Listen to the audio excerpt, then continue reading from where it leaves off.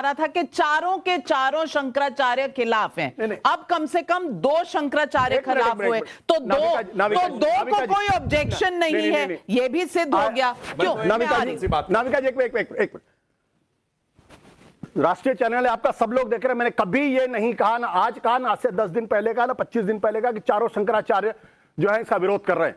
चारों 10 सेकंड, चारों शंकराचार्य नहीं आ रहे। 2 ने स्पष्ट तौर पर विरोध किया, कहा कि राजनीति हो रही, राजनीतिक लाभ के लिए किया जा रहा और शास्त्र सम्मत मूर्ति का वहां पे स्थापन नहीं हो रहा। चलिए, फैक्चुअल सिचुएशन ये है कि कांग्रेस पार्टी ने कहा चारों खिलाफ है, अब 2 खिलाफ है।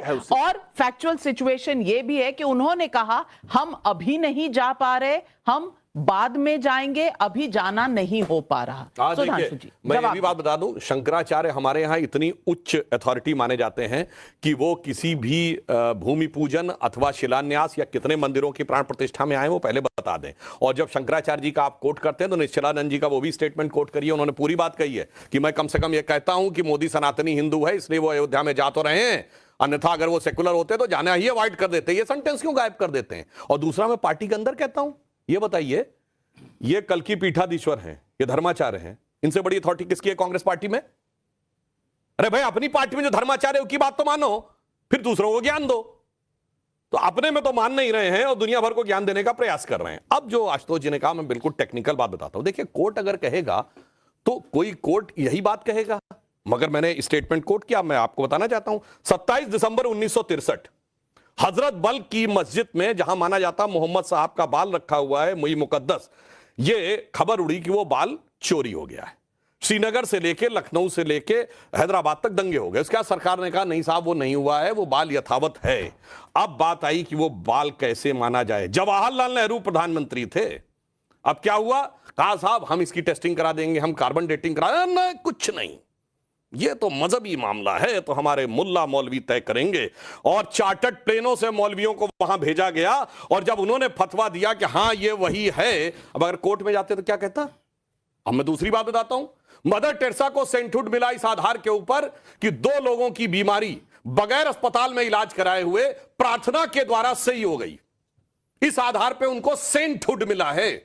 और यह लिखा हुआ है क्रिश्चियन मान्यताओं में कि मेरेकल उसको माना जाएगा। 2 मेरेकल, और मेरेकल की डेफिनेशन में लिखा it should not have any scientific explanation. अब किसी की औकात हो तो बोल के दिखाए, उसको कोर्ट में ही ले जाके दिखाए, तो कोर्ट तो यही कहेगा कि नहीं हो सकता।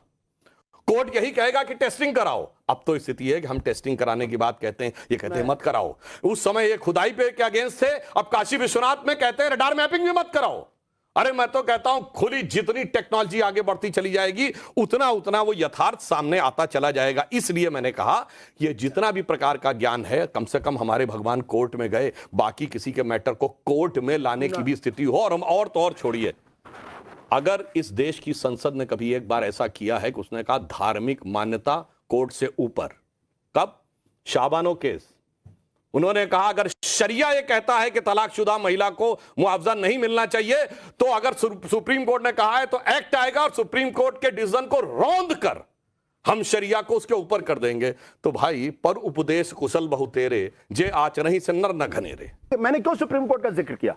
इसलिए क्योंकि आपने कहा कि कोर्ट के अंदर उन्होंने बयान दिया, तब मैंने सुप्रीम कोर्ट का जिक्र किया, अदरवाइज मैं जिक्र नहीं करता इस बात का। अब आगे बताइए। हमने कोर्ट का नहीं, मजिस्ट्रेट जाके बयान। अरे भाई, मजिस्ट्रेट भी तो कोर्ट ही होती है। बिल्कुल, मजिस्ट्रेट तो कोर्ट होती है। मजिस्ट्रेट ने एक्सेप्ट किया ना आपने, आप कोर्ट का, जब आपको सूट करे तो आप कोर्ट के पास जाएं, जब आपको सूट ना करे तो आप कोर्ट के पास। अरे भाई, मैं आपने कोर्ट का जिक्र किया इसलिए मैंने सुप्रीम कोर्ट का जिक्र किया। और हिंदुस्तान के अंदर सबसे बड़ी कोर्ट सुप्रीम कोर्ट है। जब आपको सूट करे आप शंकराचार्य का नाम ले, जब आपको ना सूट करे तो आप कोई और नाम ले, ये भी तो चल रहा है। लाइट दिखी थी कि नहीं? आपको हिंदू धर्म का जिक्र बिना अब्दुल बरकत के नहीं हो सकता, बिना शरिया के नहीं हो सकता, बिना शाहबानों के नहीं हो सकता।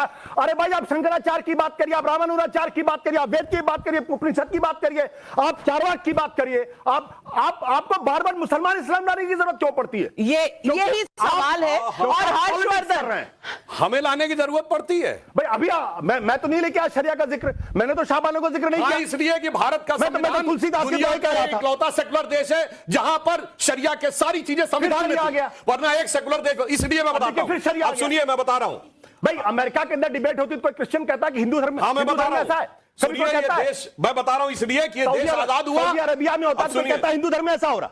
अरे भाई आप इतनी ज्यादा ऑब्सेस्ड बात तो आप हिंदू सुनिए धर्म ना। के बारे में बात करिए। मैं जवाब दे रहा हूं इसलिए कि जब ये देश आजाद हुआ दो तो बने मुस्लिम देश और इंडिया बना पार्शियल मुस्लिम देश। अदरवाइज मैं चुनौती से कहता हूं एक सेक्युलर देश बताइए जहां पर सब्सिडी और ये चीजें होती हो। इसलिए आज हम उसको ट्रू सेक्युलर देश बता रहे हैं तो आपके पेट में दर्द हो रहा है। इसलिए आप कह रहे हैं वो क्यों भाई जब जवाहरलाल नेहरू गलती करे तो आरएसएस ने क्या किया? कौन सा आंदोलन किया? कितने लोग फांसी पे चढ़े? कितने लोग उपवास किया? तब तो आप चुपचाप अपने घरों में बैठे थे, बिलों में बैठे हुए थे। तब आपने हिंदुस्तान को बचाने के लिए क्यों कुछ नहीं किया? और आज आप कहते नेहरू ने ऐसा तो आप अरे भाई नेहरू ने 30 साल लोगों ने नेहरू ने सुनिए 2 सितंबर 1946 को प्रधानमंत्री पद की शपथ लेते हुए क्या कहा नेहरू ने? I put true faith and allegiance to his excellency King George VI। आप क्या बात करते हैं उसके बाद प्रतिरोध में? अरे बताइए आरएसएस ने प्रतिरोध में क्या किया मुझे ये बताइए। सुनिए भाई आप ये कहते हैं इतिहास उन्होंने लिखा है, आपने इतिहास लिखा क्या? और कह रहे हैं आजादी लड़ाई आपने आमरण अनशन किया क्या? शांति आपने शांति हिंदू धर्म को बचाने के लिए जान दी क्या? शांति शांति शांति शांति। आप आज फ्रीडम स्ट्रगल भी लड़ लेंगे, आप राम मंदिर का आंदोलन भी आज ही कर लेंगे, आप कोर्ट की बात भी आज ही कर लेंगे, और हिंदुओं की बात होते हुए मुसलमानों की बात वैसे मैं क्यों एक बात होती है? एक सेंटेंस जरूर करना, फ्रीडम स्ट्रगल कही जाती है। 15 अगस्त 47 को देश आजाद हुआ। 1 साल तक गवर्नर जनरल अंग्रेज रहा, 2 साल तक आर्मी चीफ अंग्रेज रहा, 1954 तक एयरफोर्स चीफ गेराल्ड गिब्स रहा, 1957 तक नेवी चीफ रहा। कौन सी आजादी की आप बात करते हैं? किस आपने क्या किया आजादी के लिए बताइए पहले मुझे। हमने आपने नेहरू के जिम्मेदार, अरे आपके कितने लोग शहीद हुए जरा बताइए, आपके कितने लोग जेल गए बताइए। अब मैं कहता हूं क्या कभी आपके आरएसएस प्रमुख जेल गए सिवाय 1930 में? वो भी आरएसएस के प्रमुख का मैं आरएसएस का पद छोड़कर मैं नीचे मैं हट जा रहा हूं भैया। बाकायदा कहा गया कि आप आजादी की लड़ाई में हिस्सा नहीं लेंगे। अरे भैया आपको आजादी की लड़ाई बोलने का क्या हक है? आपका तो बोलने का कोई हक नहीं। आप भगवान में आस्था नहीं रखते, आप एथीस्ट हैं, आपको बोलने का हक है, लेकिन सुधांशु त्रिवेदी जी एक सांसद है, उन्हें बोलने का हिंदू धर्म में उनको बोलने का हक नहीं है। आप कह रहे हैं इस देश में लोकतंत्र मर चुका है, एक अथॉरिटेरियन रेजिम है, उसी पार्टी के प्रवक्ता को बोलने का हक नहीं है, सिर्फ आशुतोष जी को हक है। ये आज दुनिया के सामने जाहिर हो गया। नहीं, सुधांशु जी आप बार बार बोल रहे हैं, आपने भी कहा आप बार बार बोल रहे हैं, हमारे हिंदू परंपरा की बात करता हूं मैं आपको। चारवाक जिन्होंने वेदों के बारे में क्या कहा है, अभी मैं बोलूं तो जेल चला जाऊंगा मैं, उनको ऋषि माना गया। आप मुझे अथीस्ट कहते हुए आप हिंदू धर्म से बाहर नहीं निकाल सकती मुझे। यह हिंदू धर्म की महानता है कि चारवाक को भी ऋषियों का दर्जा दिया गया, जिन्होंने कहा कि जीवन के अलावा कोई जीवन ही नहीं। सुनिए डॉक्टर हेडगेवार 1920 में सत्याग्रह में जेल गए और महाराष्ट्र सरकार द्वारा 2009 में जब इनकी सरकार थी उसमें जो स्वतंत्रता संग्राम सेनानियों का पूरा विवरण है उसमें डॉक्टर हेडगेवार का वर्णन है। पर एक बात इनसे पूछना चाहता हूं, हमारे तो सावरकर जी काला पानी गए, मैं चुनौती से कहता हूं कांग्रेस का अध्यक्ष स्तर का एक नेता बताइए जो अंग्रेजों की गोली से मारा गया हो, एक नेता बताइए जो फांसी हुई हो, एक नेता बताइए जिसको काला पानी हुई हो, लाला लाजपत राय के अलावा एक नेता बताइए जिसको लाठियां पड़ी हो। वाह भाई वाह, मतलब न फांसी हुई, न गोली खाए, न काला पानी हुई, और बल्कि कैसे जलवाए जलाल से जेल में रहते थे, अहमदनगर किले में रहते थे। नेहरू जी का फुट पड़िएगा, उन्होंने कहा वॉलीबॉल खेलने के लिए भी था, वो रसोइया भी था, और वो किताब लिखने के लिए वो भी आजादी के बारे में, महापुरुषों के बारे में इतनी घटिया बात कहने का घटिया नहीं, कंप्लीट परसों जवाहरलाल नेहरू ने खुद लिखा हुआ है। क्या बात कर रहे हैं आप? इस्तेमाल नहीं करता। आजादी के महापुरुषों के बारे में आप महात्मा गांधी के बारे में अब आंदोलन